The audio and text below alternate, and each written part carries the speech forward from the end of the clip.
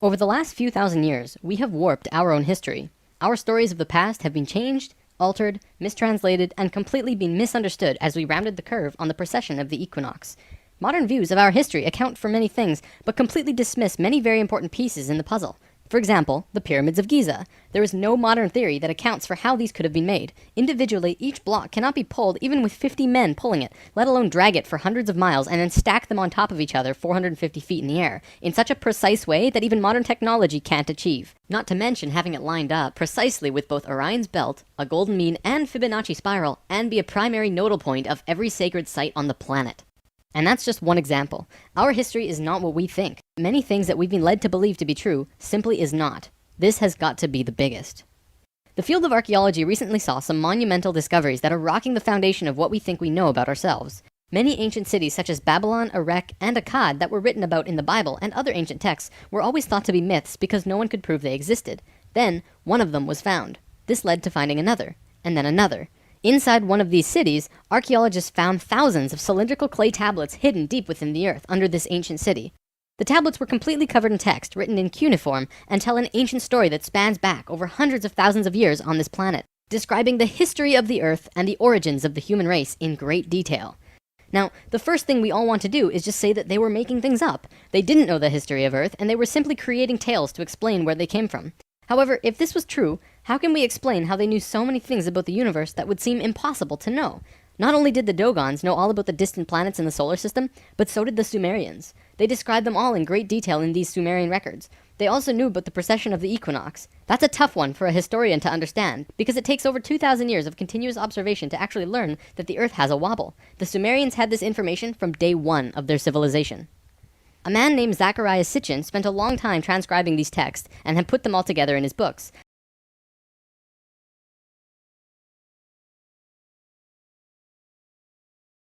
But many others have also done the same, and the interpretations are always very similar. Not only that, but Thoth has also shared information about this with us, and his account matches the Sumerian records. Adamus and other channelings discuss it as well. If you see all of these records and sources, there is a huge connection between the stories. Now, this story spans back hundreds of thousands of years into our past. It talks about Tiamat and Nibiru, the Nephilim, seeding the human race, Adam and Eve, and the children of Lemuria. This portion of the story is really interesting, but not the most crucial to know. We're not going to be covering this at this time. We are, however, going to be picking up the story at the end of Lemuria, and discussing the events of Atlantis up to present day. What I'm going to tell you is a mix of what these records say, along with what Thoth has told us for some finer details. Please have your own experience while watching this. I'm not going to tell you that this is fact. I am simply saying, decide for yourself.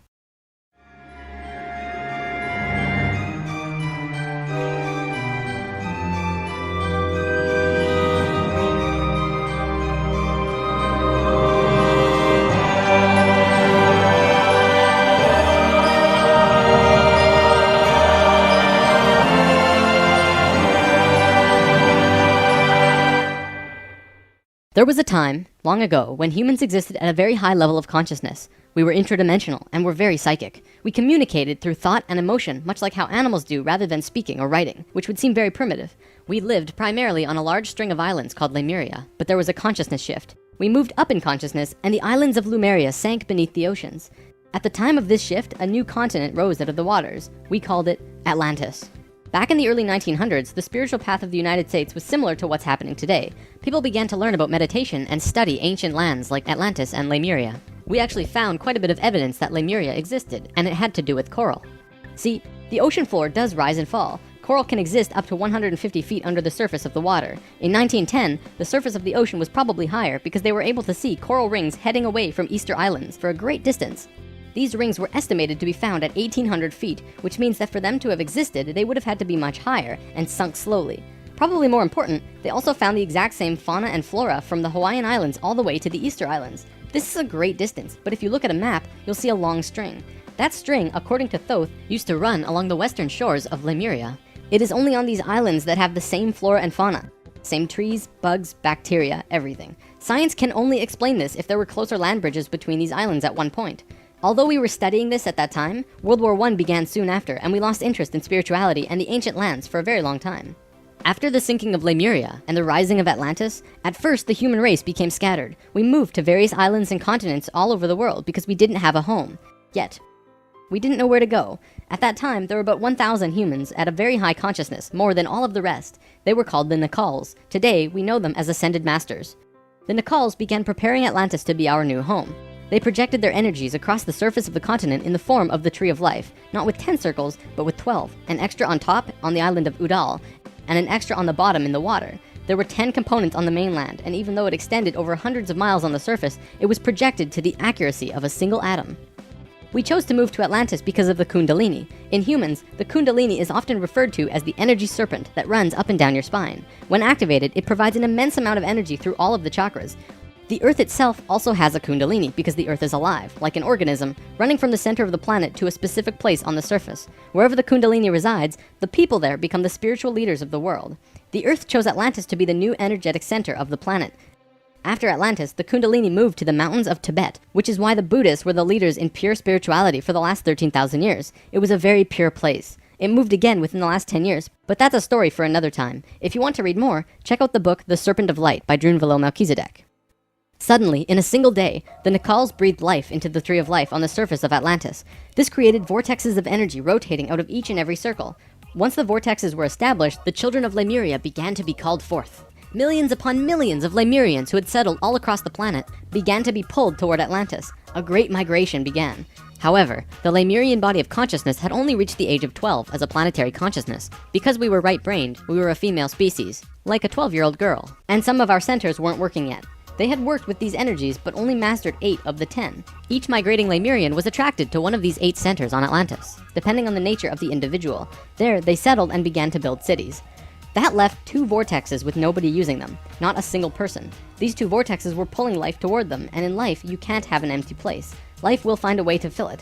Similar to if you were driving along a freeway, following another car, and you drop too far behind, someone will fill the place. That's exactly what happened on Atlantis. Though the Lemurians had only filled 8 of the vortex areas, Mayan records state clearly that there were 10 cities in Atlantis when it fell. You can see these records in the Troano document, which is now located in the British Museum. This document is estimated to be 3,500 years old, and it describes in detail the sinking of Atlantis. To fill these 2 empty vortexes, according to Thoth, 2 extraterrestrial races stepped in. Not 1, but 2 completely different races. The first race were the Hebrews, coming from our future. Thoth says that they came from off-planet, but we don't know where exactly.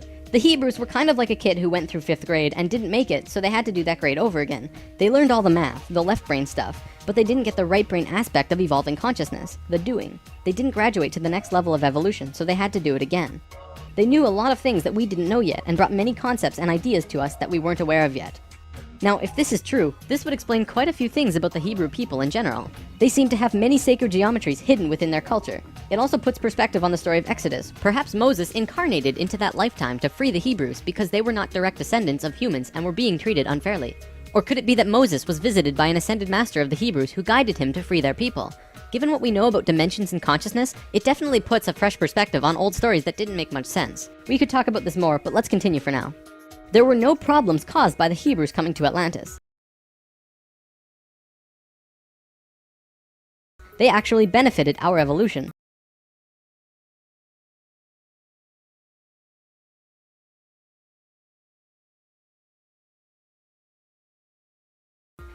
The other race that stepped in caused big problems. These beings came from the nearby planet of Mars. See, according to Thoth, Mars looked very much like Earth a little less than 1,000,000 years ago. It was beautiful. It had oceans and water and trees that were just fantastic. But something happened to them, and it has to do with something called the Lucifer experiment. From the very beginning of creation, everything is simply an experiment. Creation itself was just consciousness creating and inhabiting itself in that creation. There is no divine plan. Spirit can do whatever it wants. Having said that, if Spirit decides to cut itself off from the rest of consciousness and create a separate reality on its own, it can do that too. This is called the Lucifer experiment. Because Spirit is God, it can do this. There is nothing wrong with that. We've kind of been led to believe that Lucifer is evil and the devil.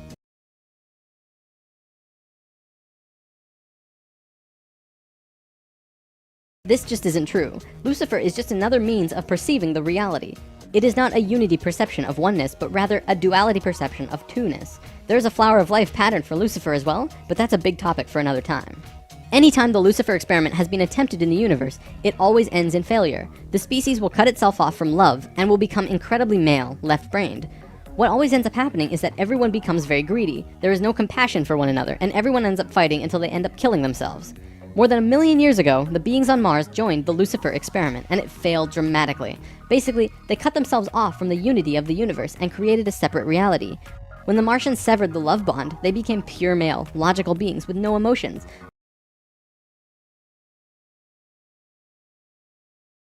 What happened on Mars was that they ended up fighting. Mars became a battleground. Eventually, it became clear that Mars was not going to survive. They blew their atmosphere away and destroyed the surface of the planet. Nova recently did an episode on planetary magnetics, and they found some interesting things about Mars. The planet didn't have a magnetic system, however the surface was magnetized, implying that at one point it did, but that something happened. Now, we've been discussing the star tetrahedron before, and now I want to give you a brief understanding of the Merkaba. The Merkaba was known in ancient times as the Chariot of Ascension. It is the star tetrahedral energy field around the body. All around the world, there are references to this in ancient texts. When activated to its full potential, the Merkaba, which is both a tool and part of your being, can be used to do the impossible, included but not limited to changing dimensions and traveling through the universe. Before Mars was destroyed, they built huge tetrahedral pyramids. They built 3, 4, and 5-sided pyramids, eventually building a complex that was able to build a synthetic Merkaba. After 1 million years or so, it's been eroded, but the proof is there. Now, because the Martians were severed from the Unity consciousness, they couldn't create a living Merkaba. They simply used it as a tool. They created a synthetic Merkaba to travel in time and find a new home. A small group of Martians tried to get away from Mars before it was destroyed, and that place they found was Earth. About 65,000 years in our past. They saw this little vortex sitting there, just pulling in life, with no one in it. They didn't ask permission. Being part of the Lucifer experiment, they just said, alright, let's do it. And they stepped onto that vortex, and in doing so, they joined and changed our evolutionary path. Thoth's father, Thome, was one of the Nacals who set up Atlantis on the island of Udal. That island, the top of the Tree of Life, was the brain of Atlantis, and on it was a small city called Poseidon. This city is what Plato was discussing when he said that Poseidon bore 10 children, the 10 circles on the Tree of Life. Poseidon was made of 3 rings painted in black, red, and white stones, and it was the symbol for Atlantis. The inner circle represented the Nacals. The middle circle were the priesthood, called the Maya, and the outer circle represented the regular people of Atlantis. We'll come back to this down the road. There were only a few thousand Martians who came to Earth through the synthetic Merkaba. The first thing they did when they arrived in Atlantis was try to take over the continent. They tried to declare war and invade. However, they were vulnerable due to their small numbers, compared to the millions of Atlanteans, and we finally subdued them. We were able to stop them from conquering us, but we could not send them back. When this happened on our evolutionary path, we now had the planetary consciousness of a 14-year-old girl. The Martians were an incredibly male species, and also very old. So what you had was a 14-year-old girl being taken over by a 60 or 70-year-old man. We had no choice in the matter. The Martians just stepped in and said, like it or not, we're here. They didn't care what we thought or felt about it. Really, it was no different from what the settlers of North America did to the Native Americans. Once the initial conflict was over, it was agreed that the Martians would try and understand this female thing they lacked. This emotional feeling, which they had none of at all. Things more or less settled for a while, but the Martians slowly began to implement their left-brain technologies, which the Atlanteans knew nothing about. One after the other, the Martians kept putting out these left-brain inventions, until the Atlanteans slowly began to see things through their left brain. We slowly began to become a male species. The Martians gained control, bit by bit, until eventually they had all of the power, as was their intention. The animosity between Atlanteans and the Martians never subsided, not even till the end of Atlantis. They hated each other. The Atlanteans were shoved down and treated like inferiors. It was like a marriage that the female component didn't like, but the male component didn't really care if she liked it or not. It remained this way for a very long time, until about 26,000 years ago, when the next phase slowly began. Before we continue, we have to talk about polar shifts. See, in the 1930s, Edgar Cayce was channeling information for a geologist when he stopped and he said, "There's something you should know. In the near future, the Earth's poles are going to shift." Cayce was a brilliant man with a very strong connection to higher dimensions, where he communicated with other beings for the human race. Ultimately, it was because of his channelings that the belief system called New Age was created. This is again just putting what he was doing into boxes of understanding, because no one else understood what he was doing at that time. Nevertheless, when Cayce talked, people listened. Geologists began exploring the possibility of a polar shift, and they found something remarkable. A string of major pieces of evidence came forth and lent tremendous weight to what Cayce was saying, and they have now changed the world's view on the subject. Scientists believed that if there was going to be a physical pole shift, there would also be a change in the magnetic poles. Through studying lava beds, geologists were able to see where the planetary magnetics were when the lava beds hardened at certain depths. They found that the earlier magnetic poles were not where they were now, but in Hawaii. The last shift that took place was 13,000 years ago, and we will get there in the story soon. They did another test and found that it had shifted again 26,000 years ago as well. Scientists also learned that polar shifts happen very quickly. In a single day, the magnetics would do a complete flip, or turn 90 degrees. There's that number again. And within 24 hours, the sun would be rising differently than it did the previous day. This shift has happened hundreds of times over the last 100 million years on Earth, but it's speeding up now and happening faster and faster. Now only 13,000 years between each shift. A whole new viewpoint is beginning to be understood. From space, would this not appear as a pulse? Now, there's a lot more to talk about with polar shifts, but I'm going to give you the basics. A scientist named Charles Hapgood was studying this at great detail because the leading theory behind what caused polar shifts was still underdeveloped at the time. He came up with a theory that demonstrated to be possible through various experiments. Through these experiments, they learned that the surface of the Earth, the crust, could slip over the main mass of the Earth, which continues its rotation as if nothing happened. The crust would rotate and spin out of control until eventually it settles again in a new location aligned with the new magnetics. During this time, there are massive earthquakes and tsunamis and devastations that rock the world. Doesn't that sound a bit like the destruction described in the Book of Revelations? Now, I don't want to freak anyone out. Besides Edgar Cayce's account, many other ancient prophecies, including Nostradamus and Mayan prophecies, have talked about polar shifts in one way or another. And modern science is becoming increasingly aware that there is going to be a polar shift in our near future, which is lining up with our consciousness shift, though they don't take that aspect into account. It's funny actually, a while back, NOVA did 2 reports on polar shifts, and both times NASA shut them down. Then recently, NOVA released a new video called Earth's Magnetic Storm. That video shows all of the evidence for pole shifts without actually using the words pole shift. It's almost as if a specific company doesn't want us knowing about this and the evidence that's been brought forth. Polar shifts are directly related to the magnetics of the planet as well. Planetary magnetics are supposed to look like this, but the reality is much different. Our magnetics have been weakening over the last 500 years or so, and today, they look a little more like this. It was the magnetics becoming more and more warped that's causing many of the problems we've seen in the last 20 years. Birds follow the magnetics of the planet to migrate, and they'd be ending up in places they shouldn't be. Whales were continually beaching themselves in the 90s because they followed these magnetics, which led them to land where there should have been water. As for humans, you know how on the night of the full moon there are more rapes, murders, and violent crimes than any other night of the lunar cycle? Well, the moon affects the magnetics of the Earth, slightly. But the magnetics are so warped right now, it's affecting how we think and act as a planet. Our collapse of social structure is related to the geomagnetics of the Earth. Or perhaps it's the other way around. There's one other thing that we need to discuss about polar shifts. They always line up with a consciousness shift. They are interrelated. Thoth lived on Atlantis for a very long time, and he told us that he saw the Earth shift 5 times, watching the sun rise in the east, and then the west, then the east, then the west. This is how to explain why during a consciousness shift at the end of Lemuria, it sank beneath the oceans and Atlantis rose. If the crust was spinning randomly around the planet, many geological events such as continents rising and falling would take place. Now that we have an understanding of polar shifts, we can continue with this drama on Atlantis. 26,000 years ago, we were exactly where we were today on the precession of the equinox. We had gone through our falling asleep phase, and we were about to begin waking up. It was at this point that there was a small consciousness shift. We actually went down in consciousness, not up. A piece of Atlantis about the size of Rhode Island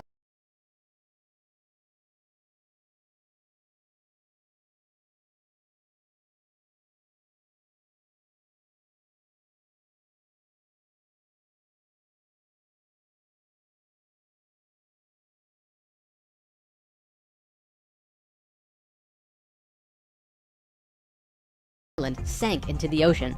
This caused a tremendous amount of fear within the Atlanteans, because they thought they were going to lose the whole continent, like what happened with Lemuria. Because of the consciousness shift, one of the bigger things they lost was their connection to the future. They couldn't foresee big events such as the potential sinking of their home. After about 200 years, this fear began to subside. Now, in both the Bible and the Sumerian records, the accounts of Adam, Eve, and all of their children were recorded to have exceptionally long lifespans, like 900 years or so. So 200 years for us back then is like 20 years for us today. We'll explain how we got there soon. Things kinda settled for a while, and then between 13,000 and 16,000 years ago, a comet approached the Earth. Because we were living at a high consciousness across all dimensions, the Atlanteans became aware of it before it hit. A great conflict occurred in Atlantis. The Martians, who were in the minority even though they were in control, wanted to blow it out of the sky with their laser technology. However, the Nacals had learned of the comet's true nature, and the Atlanteans protested. They said that the comet was in divine order. They had to allow it to take place naturally. Let it hit the Earth. That's what's supposed to happen. The Martians fought the Atlanteans, but in the end they gave in. the Martians agreed to let it hit the Earth. When the time arrived, it came screaming into the atmosphere, plunging into the Atlantic Ocean just off to the western shores of Atlantis, near where Charleston, South Carolina is now, only that was at the bottom of the ocean at the time. The remnants of the comet are now scattered across 4 states, and science has definitely determined that it hit at least 12,000 years ago, if not more. They're still finding pieces today. Although the main portion struck near Charleston, a few fragments actually hit the main body of Atlantis, crashing into an area right where the Martians were living, killing a huge portion of their population. They were pissed. They said, "It's all over, we're divorcing you, and we're gonna do whatever we want. You can do what you want, but we will never listen to you again." We know this whole bit. We've seen it in divorced families throughout the world. And the children? Well, look at our modern world today. We are the children. You can guess what the Martians did next. Their primary interface with the reality was control, and when their anger rose to meet their desire for control, they decided to take over the Earth. They began to once again create a complex like the one they built on Mars long ago to try and create another synthetic Merkaba. If they had succeeded, they would have gained control over everything on the planet. The only thing was, around 50,000 Earth years had passed since they had built a Merkaba, and they didn't quite remember how to do it. But they thought they did. The Martians built the buildings in Atlantis. They set up the whole experiment, threw the switch, and lost control. The destruction was immense. In this reality, you can hardly make a greater error than to create an out-of-control Merkaba. The experiment began to rip open the dimensional levels, not the higher ones, but the lower ones. To give an analogy, if you took a knife and slit open your stomach, the stomach acids would seep into other parts of the body that it's not supposed to be in. That's like ripping open the dimensions. The Martians almost destroyed the Earth. The environmental disaster we are experiencing today is nothing in comparison, though today's disasters are a direct result of these events. Because of this tear in the dimensional levels, a huge number of lower dimensional spirits and beings were thrown out of their comfort zone and into these higher levels. They were forced into a world that they did not know or understand. To survive, they needed bodies and began automatically entering into the bodies of people. For every human body, there were hundreds of lower dimensional spirits inhabiting them. These beings were Earthlings like us, but very different, not coming from this dimension. It was a catastrophe, probably the biggest the Earth has ever seen. The reason the Nacals were special wasn't just because of their incredibly high consciousness, making them like guides of Atlantis. They also had achieved what today we call immortality. Let's just say they figured out a way to keep their body healthy and young for as long as they chose, and could choose to pass on whenever they desired it. When reincarnating, they do not suffer the great memory loss that we do when we incarnate. They did it through their expanded consciousness and tantric interdimensional sex meditations. This is how Thoth was a priest king of Atlantis for thousands of years and stayed on Earth until 15 years ago when he gave all of his memories and understanding about sacred geometry to a man named Drunvalo Melchizedek. The Merkaba is formed out of 3 star tetrahedrons overlaid on top of each other. 2 of them are counter-rotating and the third is stationary. When the Merkaba is formed with the unity consciousness, it is formed internally with love. When it is formed externally through the Lucifer experiment, it does not have that love and can become unstable very quickly. The Martians' attempt at controlling the world took place on one of the small islands in the west of Atlantis. This place today is known as the Bermuda Triangle. It's a triangle because the top of the stationary tetrahedron of the Merkaba is actually sticking out of the water there, which causes a huge electromagnetic imbalance in that area. Many planes and boats have reported to have gone missing there. They just vanished without a trace. The imbalance is multidimensional, and in many cases, these ships and planes have been sucked into different dimensions.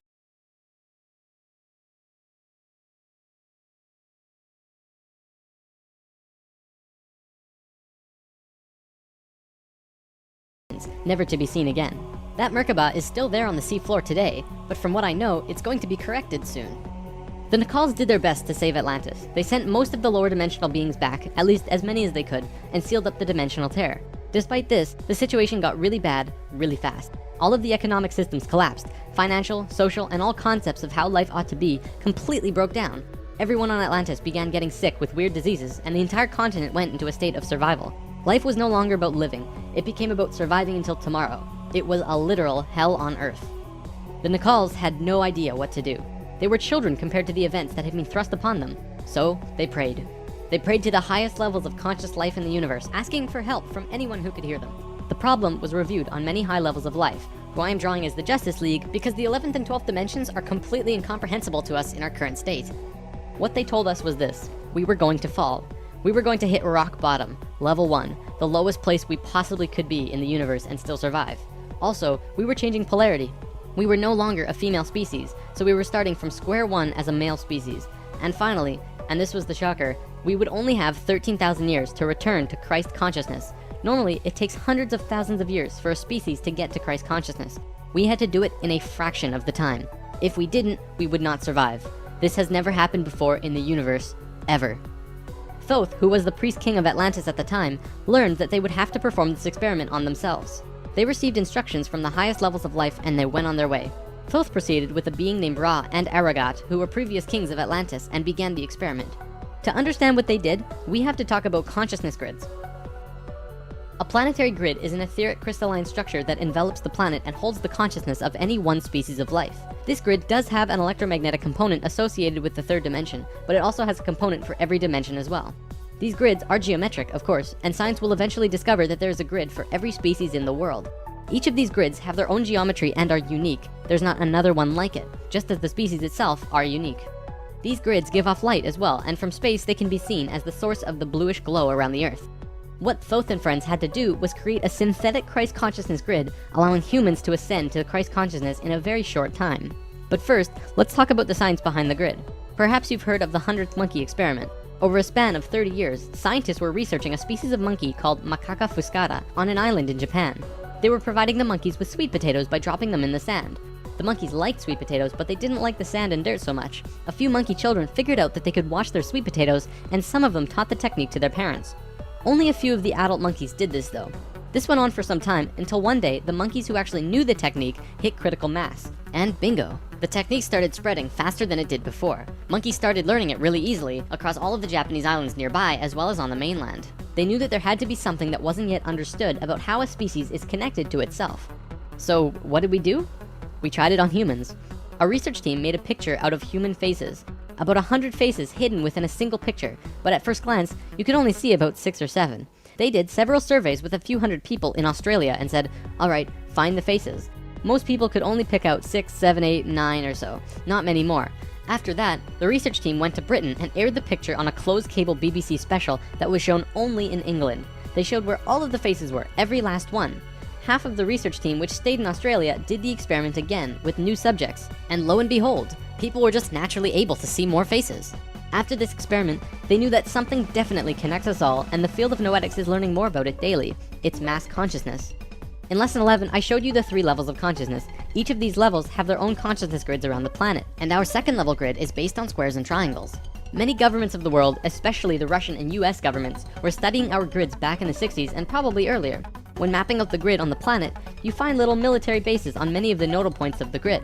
There are tons of these bases way out in the middle of nowhere, like on little islands like Guam.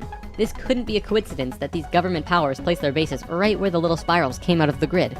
They were trying to take control of the grid, because if you control consciousness, you control what we think and feel. Of course, there was another organization that had its hand in both of these governments, and still do, and we will discuss them soon enough. This grid is visible through astral projection as well. 13,000 years ago, it began. Thoth, Ra, and Aragat were to create a global complex that was able to build a synthetic Christ consciousness grid over a 13,000 year time period. The first thing they did was to fly to a place which is now called the Giza Plateau, but back then it was known as the land of Chem. It was also a rainforest back then as well, not desert like it is today. First, they created a grid around the planet 4th dimensionally, and then began to construct it in the physical 3rd dimension. They went to the male energetic axis of the Earth and constructed a complex which today is called the Solar Cross. These men were 6th-dimensional beings at that time and were living at a very high level of consciousness, so whatever they thought happened instantly. It was that simple.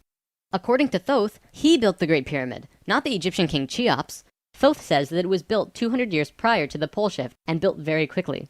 These pyramids were aligned precisely with both Fibonacci and golden mean spirals emanating from out of the solar cross. Interestingly enough, Edgar Cayce also channeled that the pyramids were constructed in this time. The pyramids were also found to be built from the top down. The stones on top were placed first, which has baffled researchers ever since. Every time more is learned about the pyramids, we move further into dark on understanding how they were formed. If what Thoth says is true, well, that explains everything. From there, Thoth and friends constructed an entire network of temples and structures along this grid 4th dimensionally, placing them on nodes on the new synthetic Christ consciousness grid they were creating. All of them were made with Fibonacci or golden mean spirals, and all of them were mathematically referred back to the solar cross in Egypt through the Great Pyramid. The creation of all of the sacred sites on the planet were no accident. It was a single consciousness that created them all, from Machu Picchu to Stonehenge to Zaghuan, you name it. There are a few exceptions, but most were created by a single awareness as part of a unity consciousness grid. Although the Great Pyramid was done all at once, many of these ancient structures of the world were made fourth dimensionally and slowly dropped in frequency until they manifested on the third dimension over a long period of time.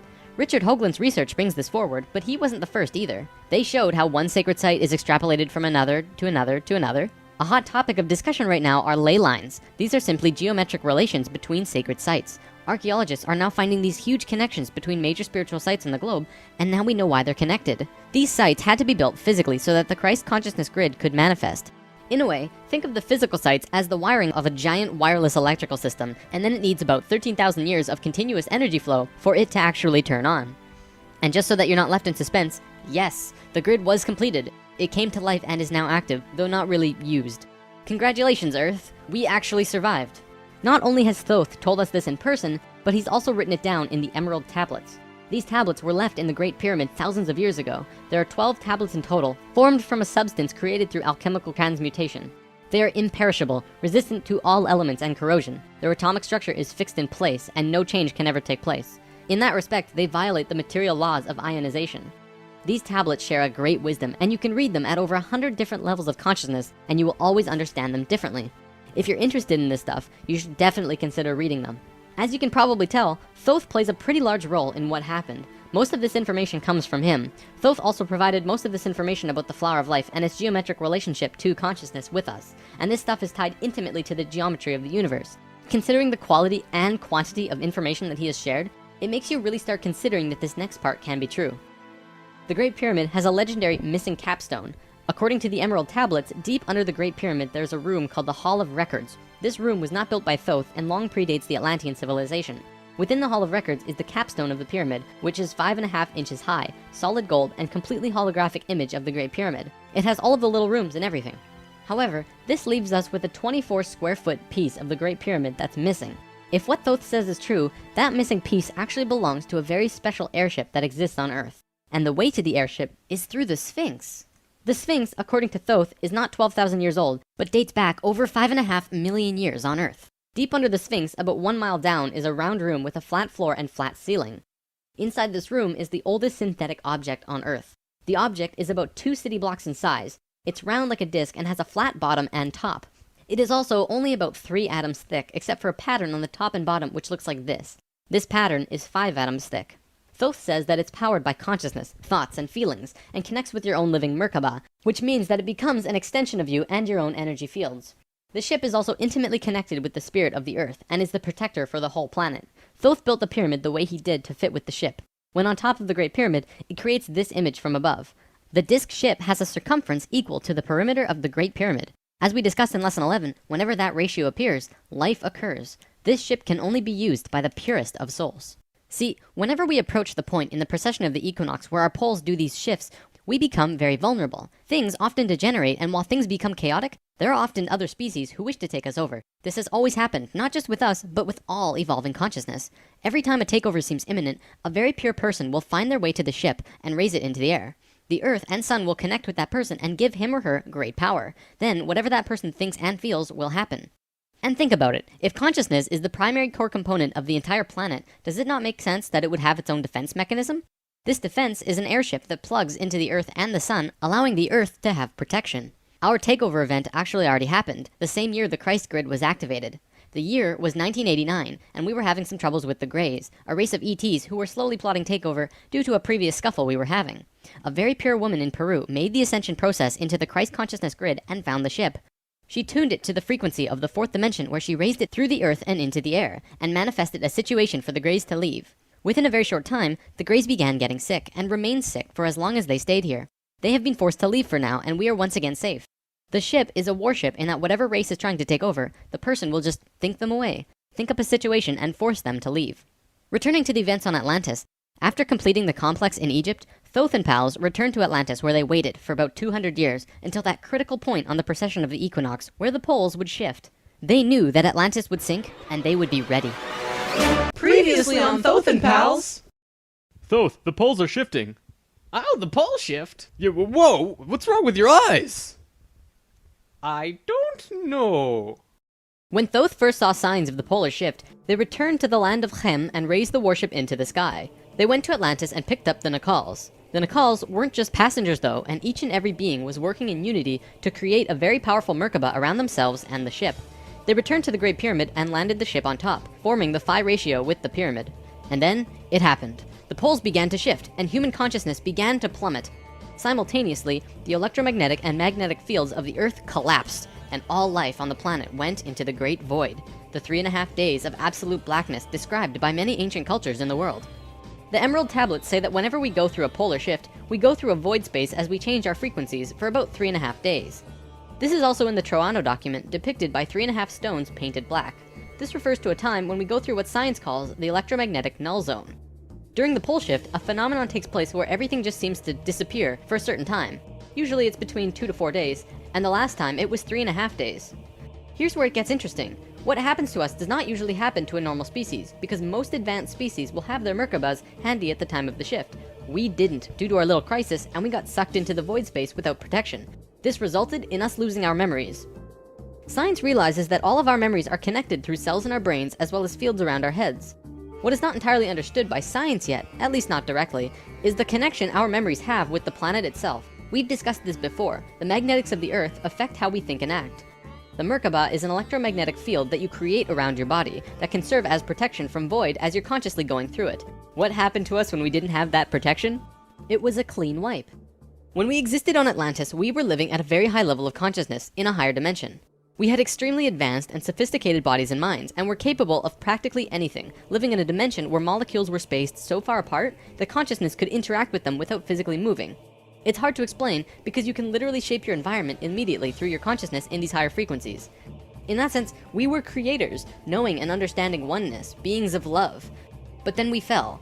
We dropped back down to this place called the third dimension. We also fell in consciousness back to zero. We forgot how to use the pineal gland, and it slowly shrunk to the size it is now, like a raisin, where it's supposed to be eyeball size. When this happened, we forgot how to breathe source energy into our bodies, and our lifespans went kaput. Eventually, we went from 900 years to what it is today. We had not experienced this dense reality that we had before, at least for a very long time. We were kind of like a supercomputer that gets completely wiped. No operating system or anything. We had these advanced physical bodies, but we didn't know how to use them. This is why today we are so physically advanced compared to pretty much all the other animals in this third dimension. For a time, the survivors of the Atlantean fall, and there were a few, were literally hairy barbarians. We even had to rediscover fire. The reason we're having such a hard time finding evidence of Atlantis is because for the most part, the events of Atlantis took place on a much higher dimension than our physical Earth exists on right now. Everything I've drawn of Atlantis can't be taken as that's what it looked like, because it didn't. This landmass did physically exist, but the Atlanteans were not inhabiting that dimension of its existence. If the warship hadn't been protected by the Merkaba, the Nacals would have lost their memories. They retained their memories when the Earth came out of the void and began their work once more. Thoth and 1/3 of the Nacals went to the Island of the Sun in Bolivia. Aragot and 1/3 went to Tibet, and Ra and the remaining third went to Egypt, where they waited. Now, we're going to begin bridging the gaps between this story and our current history. In between the fall of Atlantis and the dawn of our first civilizations, who were the Egyptians and the Sumerians, there was a 6,500-year gap between them. What was happening to us in that time? We have to look at this precession chart again. This is where we fell in consciousness, point C, and this was our falling asleep phase too. Thoth, Ra, and the Ascended Masters were waiting until point D. They had to wait for humans to just evolve themselves over a 6,500-year time period until they were advanced enough to actually receive this new information that they were going to provide. Sometime in here was when the flood of Noah occurred. Because of the pole shift, the Earth went through an ice age. This is scientific fact. When the ice melted, it would have caused massive flooding. DNA is the physical manifestation of who you are. It is your soul's physical aspect. What we are seeing in DNA is changes in the codons. There's 64 possible codons in DNA, and humans only have about 22 or so. What we're finding is that there are 6 more codons being activated within these children, and they are choosing 2 of the 6.